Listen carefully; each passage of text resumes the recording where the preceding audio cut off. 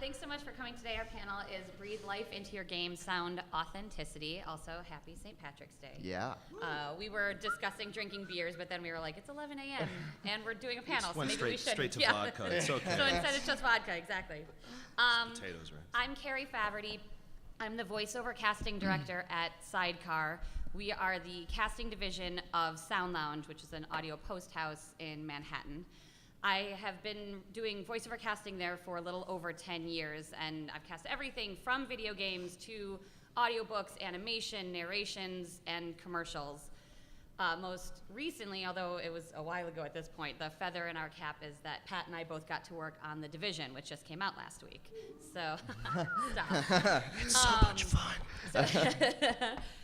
So anyway, I'm going to pass it along to my cohorts. Hey, what's up? So I'm Ed Lewis. I'm a voice director for video games. I got into it through casting. I was a casting director for many years, and I worked on some really good TV shows like The Wire and Chappelle's Show. And then I kind of got fortunate and started to get into animation. Worked on Up and The Princess and the Frog, and started directing animation, which then led me to directing video games, which I've been doing about 4 or 5 years now. So I directed Far Cry 4, I directed Rainbow Six Siege, and of course all the other titles I can't talk about because I'm still on my my NDAs. But I also, I did want to start with one complaint because I thought Barack Obama was going to introduce us today. Is that did I misunderstand? That was what I was given to understand as okay. well. So, but all right. I've written a really sternly worded email. I guess we'll handle that later. Yeah, yeah. But thanks you guys. Thanks everybody for being here. Even though Barack is not. Yeah, we'll muddle through somehow. Yeah, somehow. So I'm Patrick Christensen. I currently work at Sound Lounge with Carrie, and hopefully very soon with Ed on the next Far Cry. So I have 20 years of audio engineering experience. Started with music, getting into live sound, front of house stuff, and found myself getting closer and closer to just commercial mixing. Did that for a little bit, and then as the fates get push you in one way or another, got into ADR mixing, which is film, television, sync recording. And we happen to have a great space for recording game audio.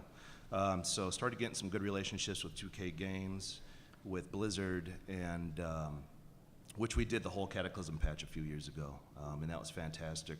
The lovely Andrea Toyas came, and we spent a good 2 months recording Goblins and Worgans for you guys, and I know I delved right into that once that was released. And most recently, The Division. The wonderful people at Side and Ubisoft came and did some casting, and spent another large chunks of time just recording all the fun barks and narrative story stuff that you're probably currently enjoying. So. Brand new enjoying. Yeah. Yes. Yeah. So our panel is about sound authenticity. Specifically, it's about audio voice, getting the best voice performance that you can for your video game.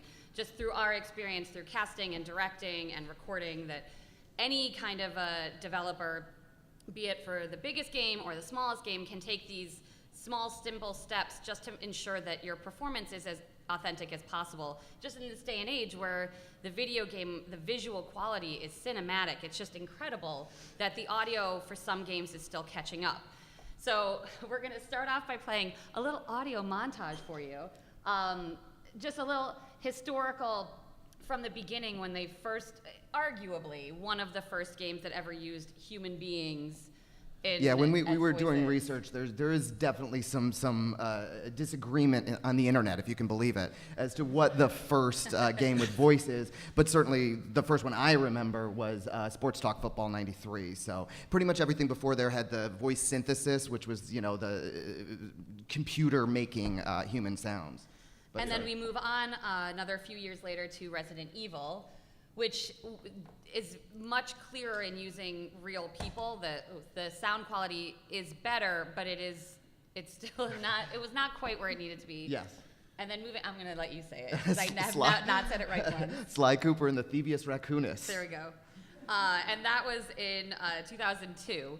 And then moving on to The Last of Us from 2013, the last two spots that you'll hear on the audio montage are both from The Last of Us, where it's just cinematic. Yeah. Yeah. All right, so we'll play that. I'll stop talking. Good protection. He's in trouble. Exit inside. Down at the 25. Who doesn't want to listen to that over and over Yards again? on the blood. Brings up 2nd and 7 for the Giants. On the Giants, 25. Captain Wesker, where's Chris? Stop it. Don't open that door. What is it? Maybe it's Chris. Now, Jill, can you go? I'm going with you. Chris is our old partner, you know. Okay, let me handle this. Fly! Do you read me? Yeah, I read you. Loud and very loud. Sorry, I'm a little nervous. Trying to break into police headquarters does that. Get over it, Bentley. You're safe in the van. I'm the thief here. I've got to steal that file from Inspector Carmelita Fox. So I'll take one guess. The whole deal went south and the client made off with our pills. Is that right? You went off without a hitch. My ration cards last us a couple of months, easy. Dad? Come here, baby. Come here. Oh my God! What is it? My leg hurts. So it's Yeah, you quite can an you can see array. where it goes, Yeah. both performance-wise, recording-wise, and pretty much everything. The reason we chose two pieces from The Last of Us is, one, I wanted you guys to hear, the acting and the performance in the earlier one, but then to also in the second one just hear how atmospheric it is too, because the atmosphere in Resident Evil is certainly not there yet. And today, with all you got the music in the background, you got all sorts of sound design as well. Foley design was Yeah. fantastic in that Absolutely. game. And cinematic is really the word Yes. for it. It's very cinematic. You would have thought maybe it was a scene from a movie, which is where they're going with visuals as well. And even though in this particular case, we've selected some pretty AAA titles, sound authenticity works no matter what level of game you are at. So yes, we chose some stuff because we wanted people to know the titles, but there are many titles as well that are not as well known that have some good audio as well. Absolutely. So to dive in with just the steps, again, we deal with casting, directing, and recording. We have what we call the holy trinity of audio. It covers talent location, character location, and recording location. And it's just something that any developer just needs to think about in regards to the performance of their voice actors. To start with talent location, it is quite simply where the talent is located. So if you are casting out of New York or San Francisco or Austin or New Orleans or Canada, just being aware that your talent is going to be that where they are located might affect their performance and the quality of their voice. We're talking like regionalisms, so that if you're playing a game that takes place in New Orleans and it was developed by a company in London and they just put voices out of London, sometimes you are going to hear a little Britishisms, or if they're out of Canada, like you're going to hear Canadian accents slipping in now and then. So it's something that you have to be aware of.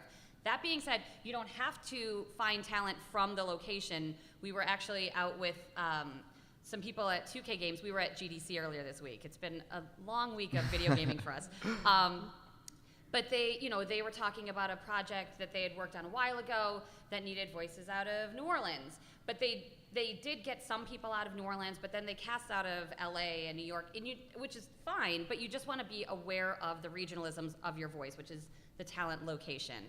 And then there's character location, which is a little more nuanced. Yeah, well, that's what I'm talking about. Like in the actual record, one of the things you always have to remind an actor, because wherever the character is, be it like giving a speech like this, or being in a cathedral, or sitting across a small cafe table from a friend in a quiet bar somewhere, you have to remind the actor of where they are. No matter where the character is, they're always going to be in some sort of recording booth. So the actor needs to use their imagination, and that's going to really affect the read. Because as you can see right now, I'm kind of projecting a little bit because I'm trying to fill up the room. But if Carrie and I were in an intimate setting, at a cafe or something, the way It's a that bar. It's, We'll like, say yeah, it's a we'll bar. There will quickly be say a alcohol bar. there. Yeah. So definitely, the performance is going to be different, and so that's something that I am constantly aware of when I'm directing video games. Is where is the character? Which then translation, as I said, no matter where the character is, they're going to be in some sort of a recording booth, which is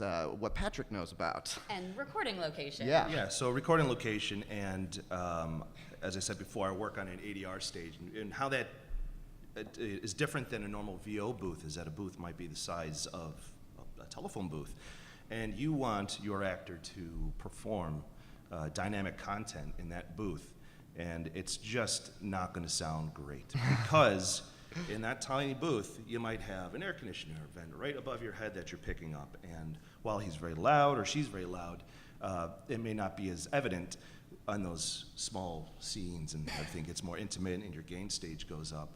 Well, you're going to start hearing that air conditioning come. And if you're outside, chances are you're not going to have an air conditioner over you.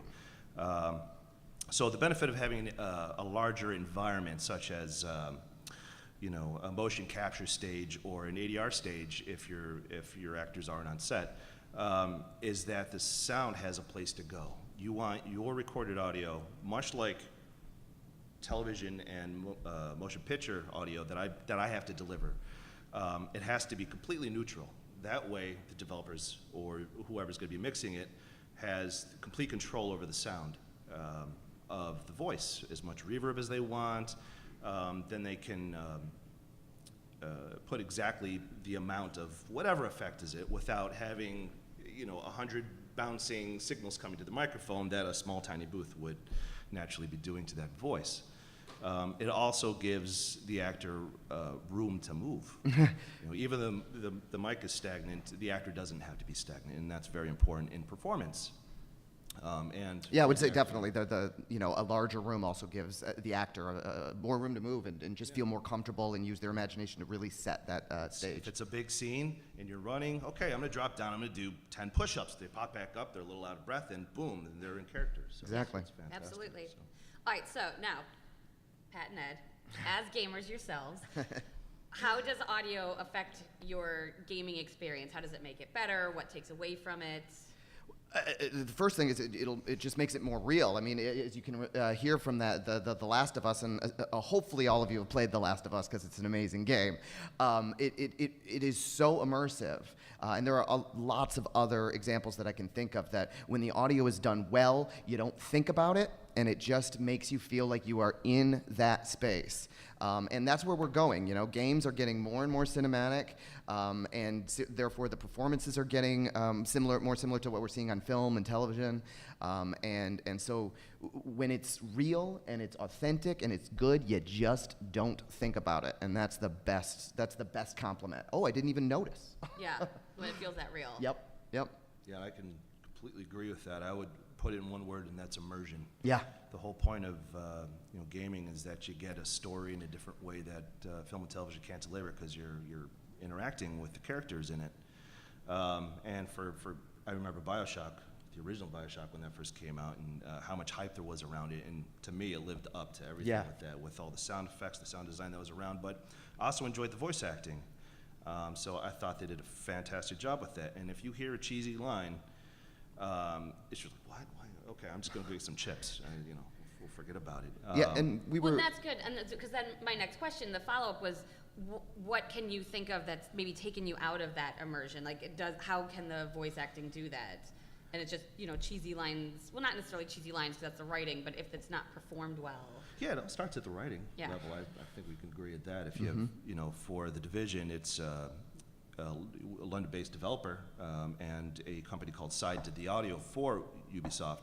So some of the writing was, they had a lot of British colloquialisms and some stuff that just people would not say here, like, fuck you, and excuse the French, if, I don't know if this is friendly or not. So. But one of their lines was, bust their nuts. And it's like, no one's ever going to say that. So the developers were very kind enough, and I kind of pointed that out. I'm like, no New Yorker's ever going to say that. So they're like, okay, let's record something else. And, sometimes I was able to suggest something, sometimes the actor, but it was very cohesive, and we all worked to make the game better, and that was so much fun. Yeah. Yeah, and you know, we're all harping on Resident Evil, which was a great game for its time, absolutely. But you can hear not just the performances, which are rather stilted. One of the characters is clearly putting on a character voice, you know, which is that pops me out of it. You know, in Sly Cooper and the Thievius Raccoonus, the more character-y voice, this guy, that was because it was a cartoony game, and so it fits. Cool. Yes. So Resident Evil, when you have that character, strange voice, it pops. And also, maybe you can speak to this, Pat, but just the mixing on that and the fact that like it sounds like they're in a cathedral when I think they're kind of at that moment in the game they're in a much smaller room than it sounds like. Yeah, I think they probably had 2 different reverbs to go from, and it was like, okay, I guess we'll go with this one. And this reverb is cheaper. Let's go with that reverb. but you know, that was '96, and I do remember playing that game and being scared shitless, and just having a great time with it. Back then, you didn't know any better whether or not it was good, dialogue. How old was I? I was 17 or something. Well, so now moving through into more of the steps that we'd initially talked about. One of them starting with casting. I've been doing voiceover casting for years. Ed has done some voiceover casting as well, and it's a step that a lot of developers skip over, and it's a crucial step, which is they obviously are doing casting, but they don't ask for help, that they think that the actors don't need the direction, and they do. You know, there's a lot of times where they'll just have actors audition from home, and nowadays, with technology being what it is, it's not impossible to do an audition from home on your phone or on your laptop, but it's still an undirected audition, and the amount of information that they're given, it's hard for them to be able to give their own kind of nuanced performances because they are self-directing while they're recording. So and also the sound quality isn't as good. I mean, you know, if you can do a casting session where there isn't somebody recording on their phone, it's going to always sound better. But one of the things that developers sometimes fall into is they give an overloaded character description to the actor for casting. So one example, this is something that actually, it's not a real game and it's not a real character description. Ed and I put our heads together and got some of the older stuff that we've worked on, and we kind of made up for Venture Forward is the name of the game, and the character is Michael Venture. So you can see the information that he's Caucasian, 36 years old, and then we get a backstory like Dickens level. So we're learning his mother died when he was 11. He was raised by his grandmother. What he did when he was 13, and the gang that he joined. And every once in a while, a piece of information will come through on this. Now wait, because it's not over. There's page 2. I just like Mrs. Marple to wait. It's lengthy, and so then it gets into the description. So now we know the character's background, and then there's a description, harsh sometimes and dismissive often. But his temper gets the better of him, and he's distrustful of anyone. You know, and you have to bear in mind for a casting session, you're probably giving the actor like 2 pages of lines that he's going to be reading, and he has this much to go through. But wait, it's not over. There's still one more page. So then we get into references. He's a cross between Jason Bourne and Han Solo.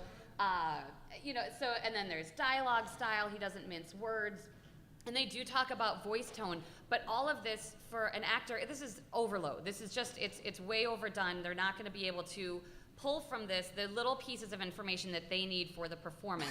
And seeing as that Ed and I speak actor fluently, we edited this character description down to just that. That's all the actor really needs for the casting session. Just knowing that he's 36 years old, he's like the little backstory is just he's the young leader of the rebel army. He's tough and cynical, harsh sometimes, dismissive often, a deep and raspy voice. These are the important things that when an actor is going to read this paragraph, they're going to kind of already know now which way to guide their audition. Because you just don't want to give them so much, because then it'll get lost in their read. Yeah, one thing I just want to piggyback on, she said that we speak actor. Both Carrie and I we got our degrees in theater. Carrie went to NYU and I went to the University of Michigan, so we're actors by trade. game developers don't tend to be actor types. They don't tend to be people who have studied acting, and so therefore they don't know how to speak actor. On the other side of the thing, you've got actors who, from my experience, actors don't tend to be the biggest video game players in the world.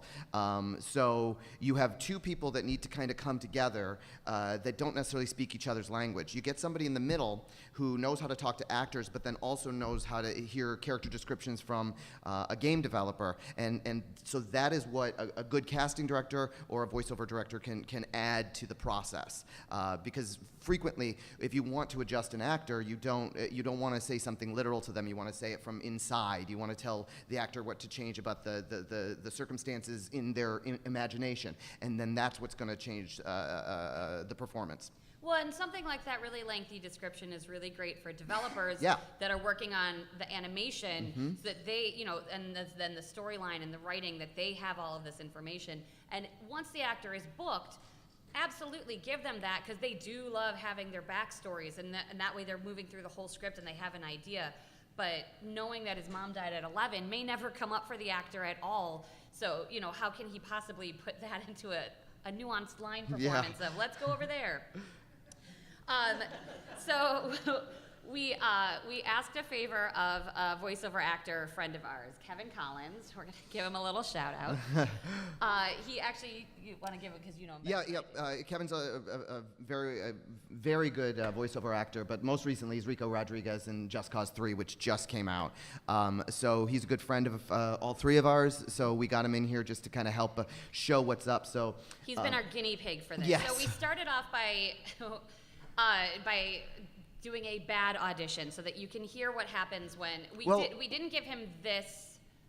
We didn't give him the lengthy one that we typed out. We actually had given him a script that was an old audition script from years ago, and just gave him a cell phone, and we told him to go with it. He made sure, we had to promise him to let you guys know, he has a professional recording studio at home. We had to hand him the phone so that he could do the bad audition, because he was like, I don't want them to think that that's what my auditions sound like. So just to take a listen to what, like, this kind of quality that we hear all the time. Oh, nope. Kevin Collins. Just drinking. Yeah. My dad lives in Sacramento. Never really thought of him as family. Got an aunt, lives on the islands. I haven't seen her since my mother's funeral. Wish I could say the same about my dad. You guessed that all on your own, Sherlock?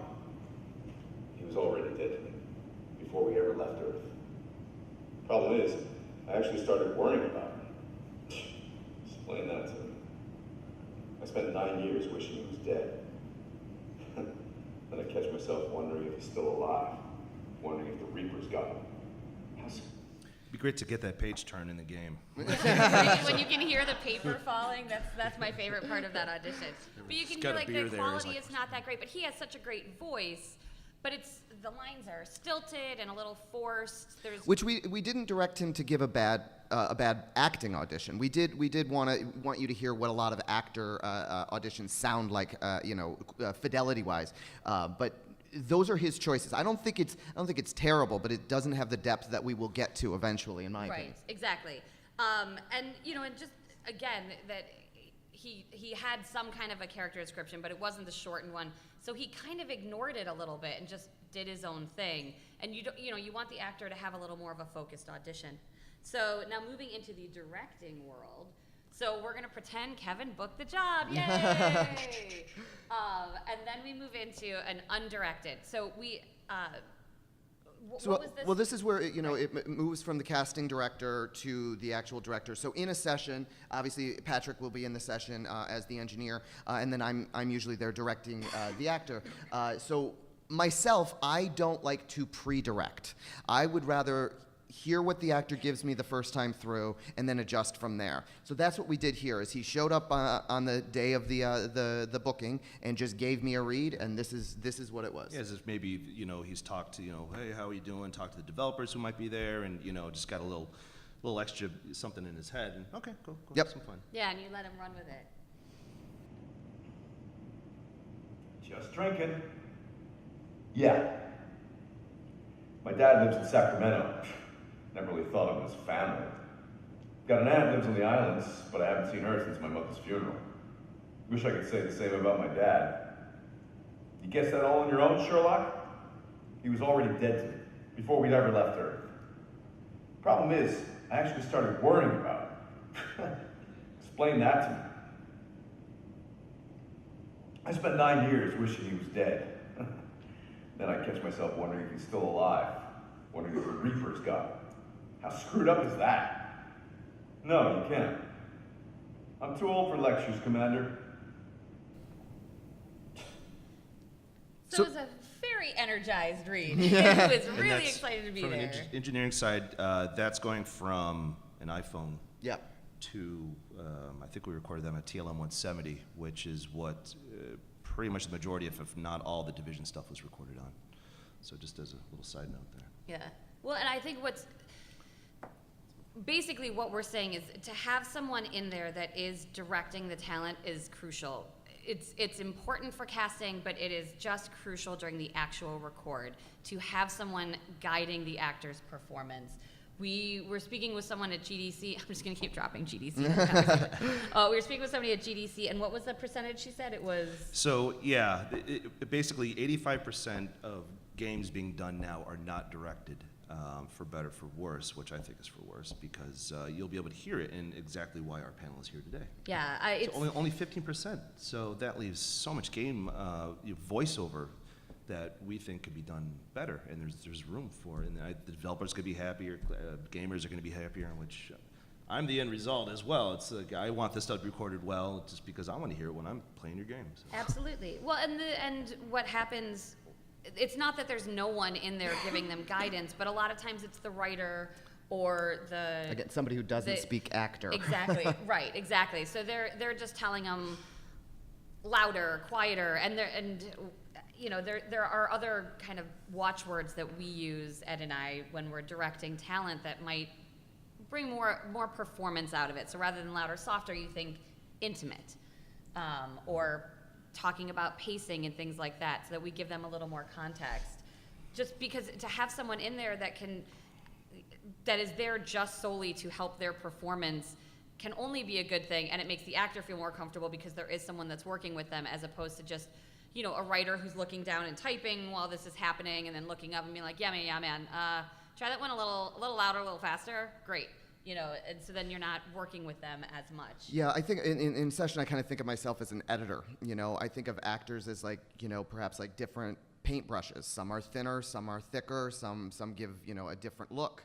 And so we have cast that particular paintbrush because we like it, but then I'm going to be the one that, you know, tweaks this just a little bit, but definitely edits from time to time. Because as you can see in where we go with Kevin here in a moment, I think his audition gets sharper. That's going to be the word I'll use for it. I don't think, not his audition, his booking here. The last one we did I think is good, but hopefully you'll hear in a moment that it just gets sharper.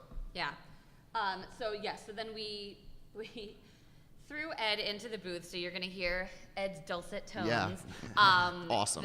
Just so you'll hear him giving the direction. Just in an actual recording session, we would not be recording Ed giving direction. We did that for you guys.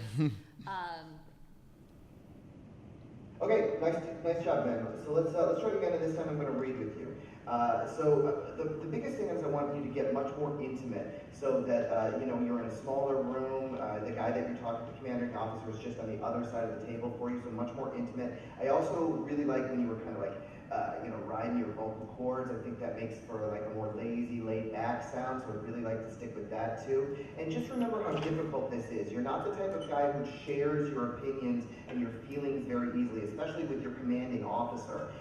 So I think you want to share this stuff, but it's very difficult. You don't necessarily have the skills to talk about your father and your family, okay? So let's try it more intimate and a little bit more struggle for you to get these thoughts out. Okay, cool. And we're rolling when you're ready. Hey, John, you drinking alone? Nope. Just drinking. You read Anderson's reports? Yeah. You got family on the West Coast? My dad lives in Sacramento. Never really thought of him as family. You don't have anybody else? Got an aunt, lives in the islands, but I haven't seen her since my mom's funeral. I wish I could say the same about my dad. Take it you two don't get along? You guessed that all on your own, Sherlock? He was already dead to me before we ever left Earth. So what's the problem? The problem is, I actually started worrying about him. I spent 9 years wishing he was dead. And I catch myself wondering if he's still alive. Wondering if the Reapers got him. How screwed up is that? Sorry, can't help you with that one, John. No. No, you can't. You know, but neither of that. Neither of beating yourself up on it, though, right? I'm too old for lectures, Commander. Look, you're angry, I get that. Do something useful with it. If we stop the Reapers, you'll have all the time in the world to figure it out, okay? If we don't, well, none of this will really matter, will it? Thanks for the pep talk. Fight the battles you can win, John. Commander? Yeah. Yeah. Ed, you're so talented. Oh, yeah, thank you. You did go to theater school. But you can see you don't even have to give the actor that much. I mean, it can just, you don't have to like overperform it as the reader with him, but just having someone to play off of, not only does it affect his timing, but his actual like pacing and just the physicality. In the first time when he was reading, you could hear that he tried to take a sip at one point, but it just didn't sound real. But then on this one, it comes alive. Yeah, and it also, without me saying it, I didn't say anything about like add the other sounds, but you got the and the All the nonverbal stuff. adds to the yeah, performance that you it really does, and that's the stuff that makes it more real and more authentic, and just as I said, my ability to speak actor a little bit, I think, is really what brought that out of him. I didn't say I want you to do it like this. I gave him different ideas in his head, and that's what we got out of it, and I was very happy with that. Yeah, Yeah. I was very, very, I'm there. I'm here with him with his beer, and he's there and looking up and kind of doing all that kind of stuff. It's just, it felt We're talking so about beer a lot. Yeah, today. it's a big surprise. See you guys at the bar afterwards. And I just want to say this is an existing scene that I had from probably about 7-8 years ago. It's from a pretty well-known. Did anybody figure out what it was? Yeah, it is Mass Effect. Yeah, absolutely. So it was just fun. It was a script I had left over from an old project years ago, and so we thought we'd jump in, and I thought the Reapers would give it away for sure. Wish we had a prize for you, bud. Yeah. Well, and what's important, and I know we've mentioned this before, is that these are not things that only PlayStation can implement. The smallest game, a mobile game, can implement these. Even if there's very little dialogue, a developer can just take these steps to just get the realest possible performance from the actor, just a little bit of direction, having someone there that can help guide that. Yeah. And then we move into the recording portion, because we just heard this wonderful recording. So when you've done recording, do they always have directors when you've done these before, or do they sometimes not? Well, I mean, most of the games I've been working on, yes. Luckily, it's been stuff from Blizzard lately, because they're getting the Overwatch stuff coming out. And even though the actors are in New York, we'll have some sort of connectivity. Blizzard likes to use ISDN lines, which we happen to have. That's kind of dying out. A lot of people are using Source Connect by Source Elements, which is another great way to have a higher quality connectivity than a phone patch or a Skype. But even then, sometimes you have Skype. Some of the Division stuff, the director was on Skype and just listening in from London. Yeah. To this stuff. So typically, And I've done that too. I've been in New York working with actors in Los Angeles too, so that connectivity works So the other way too. As a studio, you have to have all these things available because you never know where everybody's going to be, and you have to be prepared for that. Well, so let's say, from the recording standpoint, let's say that you've got, because I know Division casts out of London, casts out of LA, and casts out of New York. So there were multiple recording sessions. Like, other than just connecting with the director, I mean, how do you keep that kind of sound consistent? Well, specifically, whoever's in charge of the voice recordings over there will give you a pretty detailed spec sheet of what decibel range they're looking for, LKFS style. So it's just keeping, you have to be a good engineer. You have to know what lines are coming up, because you're going to have the quiet whispered and then the the bang out full chutzpah line. So little New York there. So you got to just know where the gain is on your preamp,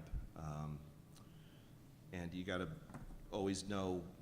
You got to be looking at the script that they have in front of you, and every developer has a different kind of way of recording and the way they want things delivered, and typically they have to have the specific file name that they could plug into their middleware or their engine. Typically with Blizzard stuff, it's kind of I have quick keys enabled for a spreadsheet that pops up that has a line there, and I hit one button, it copies down, 100 things happen, and then I'm on to the next line. Ubisoft, halfway through the record, because we did some stuff early, I don't know if it was like late 2014 or early 2015. On the Division? Yeah, on the Division, and we were doing everything using spreadsheets. After that, they started giving me Reaper sessions, so there's another recording workstation called Reaper that I put on top of Pro Tools, and the good thing about Reaper is that you can customize it the way you want to work. And so they would have a session that would give me for all their characters for the specific talent, because a lot of times you'll have one talent doing maybe 2 or 3 guys. The LMB gunner, and then he's a citizen over in the corner, because you never want the same 2 characters from the same guy talking to each other. It's just a no-no. Those workstations, in the way they had it set up, actually increase the amount of lines we can get, because they're like, oh, we'd like to record 1,000 lines in 1 hour. No problem. Wouldn't we all? No worries. We'll just, so. But now, so to that point, when you're saying like a civilian is in the corner but then there's like another cop, I mean, how do you establish that environment? Is it just placement near the microphone, or is it, I mean, obviously a small booth as opposed to like That's going to be more middleware stuff. My job is to give you the highest quality, audio, but it has to be completely dry. So they can affect it exactly the way they want, and then they put it into the middleware, and they have, say, 100-meter thing that they set up for volume, and it's kind of an automated system for that. But for me, it's just keeping track of the takes, because you have a book of dialogue that you're going through. Everybody has to be on point with that. Yeah. And as I said, everything's at a pace. Let me do 3 takes, give me a second take. Okay, second take, let's go to the next one, and you're off and rolling. So. Yeah, and I think that part of the consistency between recording locations also, it falls on the director as well, to just make sure that the performance is similar no matter where it is too, and so then the audio engineer and Patrick would be in charge of making sure that technically everything was consistent. Mm-hmm. Right. So between the 2 of us, we make it happen, I would say. Yeah, Sony likes recording. And no one else. Nobody. No one else has just 2 of us. It's perfect. And yeah. Yeah, Sony likes to record with like the same mics that they use on the cap stage, and they'll even bring actors back to their motion capture stage and use DPA mics, which kind of hang over their foreheads and stuff. As I said, the Division, they record everything with a TLM-170, a really nice microphone. And Blizzard, they typically like a U87 for their stuff, and it's just all high quality, and it plugs into the game. And I've played all the games; it sounds good, and environmentally, it sounds good too. So there's a million ways you could do it. It's all just up to the developer to tell you how they want it. 8 inches away from the microphone, no higher than -10 dB full range, kind of jump. Oh, sure. Speaking nerd talk. But. Yeah, I just spaced out. It's been a lot of tech talk. So, all right, now because we played the audio montage of where the audio has come, where do you guys see it going? Well, I mean, obviously, the biggest thing, especially coming from GDC, the thing everybody's talking about is VR over and over and over again. That was the biggest thing at GDC. We were at a wine bar and they had one, but there was one everybody guy, everybody got to it before we did, so we didn't get a chance to play it. But on my side of things, I think that the general arc of voice acting in video games has been to be more real, more authentic, and more cinematic, just to make it feel more like the big blockbuster movies and such that we're watching on a daily basis. And so I think that can only keep happening. As far as, I believe a good actor is a good actor is a good actor. A good performance is a good performance is a good performance. So I think VR-wise, it's not. I don't believe that the process to get the actor there is going to be any different. But I do think as time goes on, we may learn something interesting about how a performance could change with VR. But I still think a good actor is going to do the same sort of work on VR as it will on the way things are now. Yeah, those conversations have to be had with us and the developers just to see what they're doing in game and us being creative with it and saying what can change and in the studio what can I do to make things differently to make things sound authentic and real.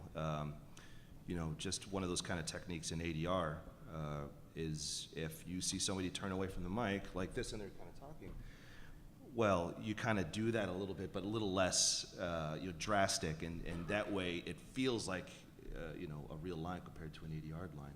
And just a little note, that is we rebuilt our studio, but that was our old ADR stage. So that's kind of the environment that we like to record one person in. And we have a couch there for a director if they want to sit in there. Maybe there's an editor over to the desk to the right there. But that's the size that I like to record in for talent because they have, as I was mentioning before, they have room to perform, and the sound has room to disperse. Yeah. So those are two very important elements. Well, yeah, because it's so important that it doesn't sound like they are speaking in a box. I mean, Right. We tell actors all the time to physicalize the roles, whether it's commercials or video games, that it's so helpful for them. But on top of that, just that sound of like, this is in a booth. This is like the voice in the booth, and you don't want that necessarily with video games. Yeah, they get shouty and starts bouncing around whatever glass parts that are in the booth. It's just like. Yeah, I haven't played too many video games where the character is in a voiceover booth. I don't think What I've a had fun that. game that Yeah, would be. yeah, great. Maybe venture forward. That's one we'll set that there. That will sell nothing. All right, guys. So now, final question. Favorite video games. It can be audio related, but we might as well make it audio related. But favorite video games. Well, I'm going to steal from Patrick from a little earlier, which is BioShock. I thought, part of the game itself lends itself to some really outrageous performances. So many of the characters are just batshit. So it really allowed, to me, when I heard that, I heard some just really interesting choices being made by the actors, left field type choices that were just really interesting to me and just created this really off-kilter world of BioShock. So certainly, that's one. But again, Last of Us to me was one that stood out to me as I don't get scared by scary movies, but scary video games can really scare me, and The Last of Us really got me quite a few times. And you've got surround sound, right? Oh, yeah. It's like, yeah. So yeah. you're hearing stuff in back of you, Yes. and it's Yes. that's terrifying. Sometimes I hear it a little too late, and that's what kills me. And Pat? Yeah, well, you kind of just stole my thunder, everybody. So, reaching back, you got, from the PlayStation, Resident Evil was one of those games. And now it's known for terrible voiceover. But back then, you're just learning about it, and everybody's just implementing it, and it can only be recorded for so long, and the space between the clips was always uncanny about it. But that's one of the tops in The Last of Us, as you said. Once everything's got so much more cinematic, and that's where today the immersion is just magical, because all the Foley that you have Foley artists in there. It's not just bzz, bzz, and sound effects and hard, crazy sounding MIDI footsteps. It's you can create scenes, and I think that's terribly important. So. Yeah, and I'll also add, Fallout 4 just sucked away about like 140 hours of my life, so I really enjoyed the AI characters and stuff, but I played as a man, and the guy who did the main character as a man, I really liked him, basically because it felt like he was making choices I just had not heard in other video games. He wasn't the, I'm a badass kind of guy. He was he felt very real to me, and so I really enjoyed that performance quite a bit. Yeah. And as a juxtaposition to that, I forget about Warcraft, that I spent absolutely too much time, and I'm embarrassed to say how much time I did on that. But I always felt that Blizzard had a great way of, in their cinematics, portraying the grandiose picture of the game. But once you hit the game, it had a great sense of humor. and brought a lot of that fun character, like, hey, how you doing, you know, and all the goblins that they put in Worgans, they all have something funny and something to say, so you can never take it too seriously. So that breeds its own sense of authenticity. Yeah, absolutely. Cool. Well, so now we'll move into Q&A. Are there any questions? Oh, yeah. I'm just curious, I guess, in like the new landscape of VR stuff, I assume that that's much more of a resource hog on the back end of these things. Is sound assets, like as a sound mixer, I find that we're always the last in line to have our voices heard. Is this presenting, like, have you guys encountered more challenges in this sense? Like, you're not allowed to have as many layers? Like, is it being pushed? I think that's something that's yet to be determined, because Right. you have to see, you know, VR is right now, you know, you have the HTC one that's coming out. PlayStation just announced theirs and stuff. So we have to kind of see how that's, for me, I'm kind of pragmatic about it. I don't know how our jobs are necessarily changed. Lines might get shorter just due to resources and stuff on your side of things. But as it comes to delivering authentic content, I think, you know, VR is kind of one of those things. I'm not sure if it's going to go the way of the 3D TV. Don't tell anybody. But for us, it's you're going to have more control over 3D audio, because you can do things more binaurally. Yeah. So everybody has to have headphones on for this stuff, I think. Right. So I don't think it necessarily answers your question, but I think there just has to be more of a dialogue between us and developers, Right. and then, you know, hopefully you guys as well, so you guys don't get screwed. I'll just add that, like, yeah, I mean, from my experience working in film and television and theater, or I guess film and television, and I've, you know, done a lot of animation as well. I probably, because audio can be changed a little easier and quicker, we do kind of get shafted towards the end of things. Yeah. So is that going to change? And we need Probably budget, not. Yeah. But a lot of what the audio panels that we were at GDC were talking about is that conversation has to happen now. Yes. As VR is coming up, that people do need to start speaking to the engineers, so that audio isn't the afterthought, because with VR they want to have the whole experience, and that it can't just be like, oh, and we'll throw in some sound effects here, here, and here. It's all implementation, if it's going to be on mobile or if it's going to be on console. So. Yeah, Right. and the rules haven't been written yet. We're in the process of writing the rules for VR. So if you have any good keywords and stuff, start blogging them. I'll add it to my sternly worded letter to South by. Okay, awesome. About Barack Obama. Cool. Yeah. Thanks. Hi. So it used to be that we never knew who video game voice actors were or even cared, but now there's like this sort of small group of like celebrity voice talent. Yeah. And I'm wondering, first of all, how do you develop talent? Like you guys specifically, how do you develop that talent, or do you just wait for them to come to, you know, hopefully they're that good when they get to you? And what's the talent pool like for voice actors? Because Nolan North can't be in every game. Well, yes, like you are absolutely right. It was, you know, they were the unknown soldiers for years, and now you got the Nolan Norths, the Troy Bakers of the world that are turning into celebrities. Now, as I said a couple times, a good actor is a good actor is a good actor. Yes, I do think that sometimes video games perhaps weight a little too heavily one's experience in video game acting, because I think that you can take a really good film, television, and theater actor and teach them how to do video games. But that being said, Nolan North and Troy Baker have done some really, really good work. Yeah. So for me and Carrie, I don't want to speak too much for Carrie, but New York City is where the best actors in the world go. When they graduate from theater school, they go there. If they want to be, stars or whatever, they'll go to Los Angeles. If they want to be really, really good actors, they go to New York. They get good in New York, and then eventually LA takes them away when they make that independent film that makes them a star. And so I really think that the next Troy Baker or Nolan North or whomever, Oscar Isaac, the next whoever, is going to come out of New York. Like Oscar Isaac is certainly arguably one of the biggest up-and-coming actors in television, in film today, and he was a New Yorker. He comes out of New York.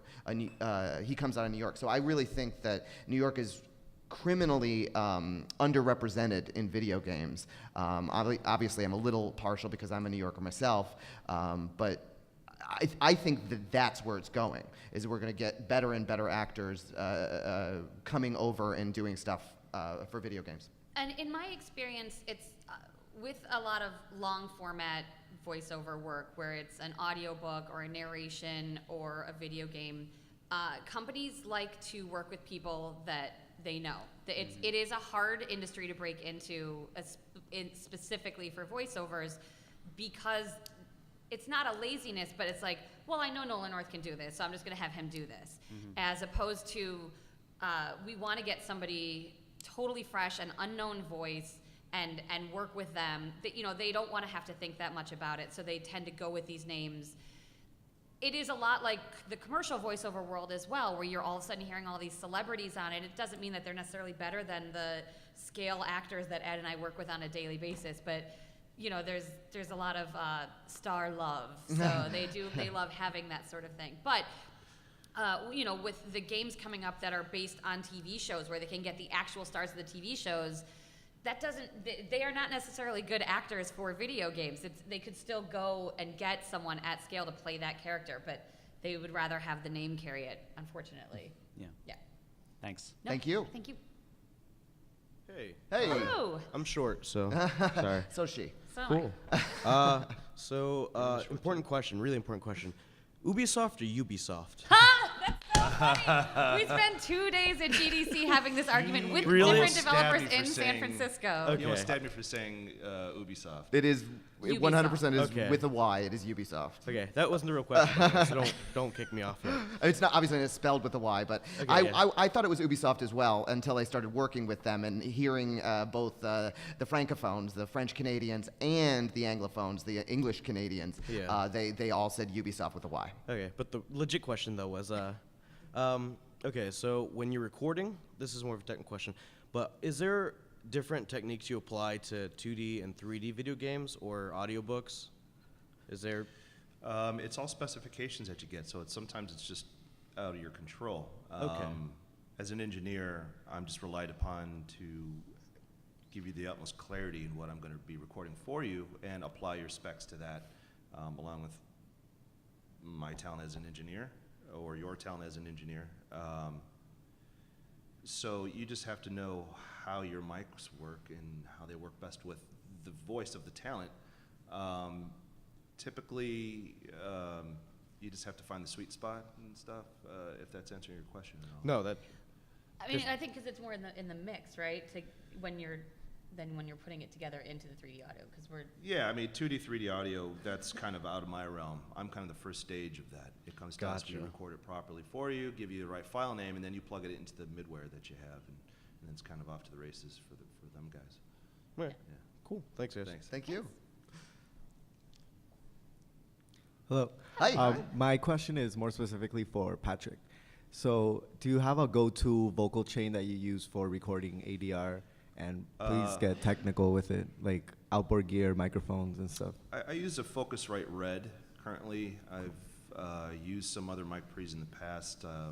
Millennia, I forget the model number, but that's also a very clean preamp. So you don't want to color it as much, and typically they don't want any compression on it because they want to do that later on, and sometimes that compression will actually hurt the audio that you're giving them because it's just going to sound squashed. But typically for voice, if I know that I will be delivering something that I'm used to delivering to the client, like if I'm working with Blizzard for their stuff, I have like a 1.8 to 1 compressor that's very light and never goes above -6 gain reduction. Awesome. And that's just on the loud stuff. You won't really feel it as well. And just a low pass or a high pass filter, at around 72, depending on where the room tone is. Okay. And then my room's pretty neutral, doesn't have any of those weird kind of spots where you have to notch anything out. And they typically don't want any sort of compression, or especially for ADR. ADR, they're like, don't do anything, just turn your mic pre down and we'll raise the gain up when we need to put it in. Because typically, I guess the field recorders aren't putting in a lot of compression. They might have like a safety limiter on it, so it's not necessarily clipping. But I found any higher compression than a 2 to 1 is going to hurt what you're recording. So or you it can hurt. you go for transparency and just try to Very, get very transparent, as clean and as concise as I can get it, and dynamic. Yeah. awesome. And one last thing, do you cycle through microphones to find like the appropriate one for a specific actor, or do you have absolutely, because the U87 is a fantastic microphone, but on somebody's voice it might just sound odd, and it's really up to your ears to tell you that. You know, and as long as the studio says, okay, well, this is the only person that we're recording for that, yeah, we can try a different mic and see how it sounds. Because even like a Sennheiser 416, a typical boom mic that we use for ADR, it's got a little sibilance bump, you know, around the high vocal range of that 6K, and those sound great. Commercial guys use them for everything for voiceover because it's got that big, deep and stuff when you're right on it and stuff. But TLM 170 sounds great. I always think it sounds a touch thinner, but as you heard, that last thing I was very proud of, and I thought it sounded really good. That last example that we played, that was the TLM 170, and we had talent maybe 6 to 7 inches away from the microphone, because that's one thing you can't pull out, is you can't pull out this sound. It's hard to pull that out of something. So as long as you're just getting the voice as round as you possibly can, you're not getting the proximity effect, so it's not getting too much bass, and you can't take eating a microphone out of the mix once it gets there. It's always going to sound that way, and I find that with voiceover stuff or you know, movie mixes and stuff, when there's narrated voiceover and stuff like that. You don't want it to sound like the mic is being eaten. So just clean and just use your ears. I typically just kind of like the mic I will never have it directly here in front of the capsule. I kind of tilt it so it's still pointing at the mouth, but you're not going to be getting any of that air that's hitting it. So it kind of helps a lot. Awesome, thank you. Cool. That was 100% a question for Pat. I don't mind telling Carrie, you. did you have anything to add to Remember that? we said that we No, were it's theater majors in college? I was like, I'm not. She's like, you nerd, were saying nerd, numbers. nerd, Yeah, nerd. well done. Hi, I was just wondering if there's a standard number of final takes that you provide a client for the lines, the different lines that you might record. When I run sessions, I choose the take as we go. So there is a selects track. So I put one on there, and then right underneath it are all the others. I mean, you know, on Rainbow Six Siege, they were all barks. So, you know, we did in the neighborhood of 200, right around 200 lines an hour is what we were capable of doing at that time. So we would do 3 takes of every line, basically. Okay. And then we just kind of roll, and then I'd go back and say, choose A, choose B, choose C, A, B, C, so on and so forth.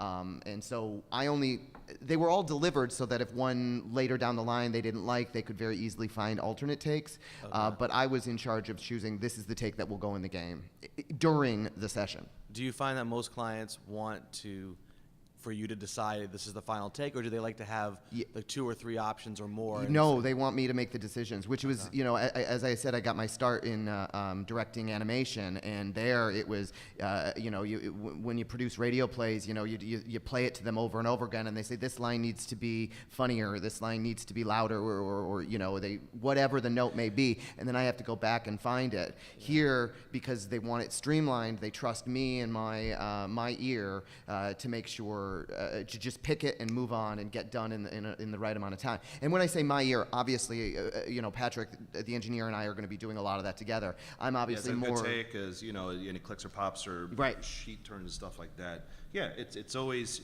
give them one. And you know, the only time I found that we really would do an alt is if there was just 2 different ways of projecting the scene or doing the scene. Okay, well, yeah, it could be done like this, it could be done like this. So let's get both.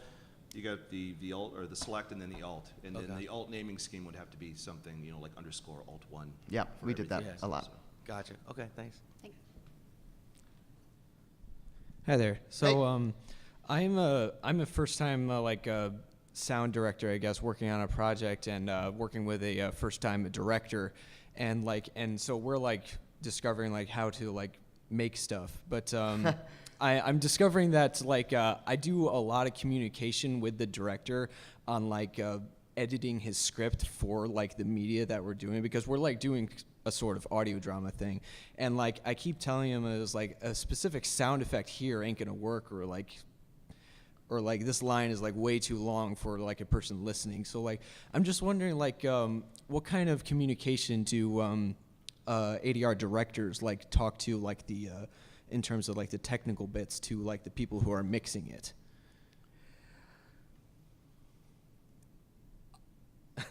Yeah. Stumped him. Yeah. For me, if you want to take this a little bit, like there isn't much because as a director, I work directly under most of the time the voice designer, and so the voice designer would be the person that would kind of take it once the session is over. So my job is actually during the actual recording session. But you know, from my experience, the games that I've worked on, the voice designers I've worked with have a very close relationship with the post people, and they work that out. So the conversations that you're having right now, it's kind of between two people because it's a smaller, more intimate thing. But those conversations on a game like Far Cry 4, which I worked on, those conversations will be between like 30 or 40 different people because of all of the different people involved in a decision like that. Because the writers would be involved in something like that as well. Yeah, are you saying like there's some sort of action and you're like, well, it's too much to say. We need to kind of shorten what they're trying to say, you know, so it gets out quicker. Yeah. Sometimes writers aren't in direct, communication with the people who have to plug that in. So there's a lot of rewriting on the fly. And I will say, just like and you will find yourself doing that in more sessions than not, but you'll see the amount that you have to do drastically come down on the bigger projects and stuff. When people, well, not even bigger, just people that are used to doing, and yeah, so it's always safe, and that's kind of where we will get an okay, we'll do it as scripted because the writer's somewhere and we can't get a hold of them, so we'll get the short one and the long one.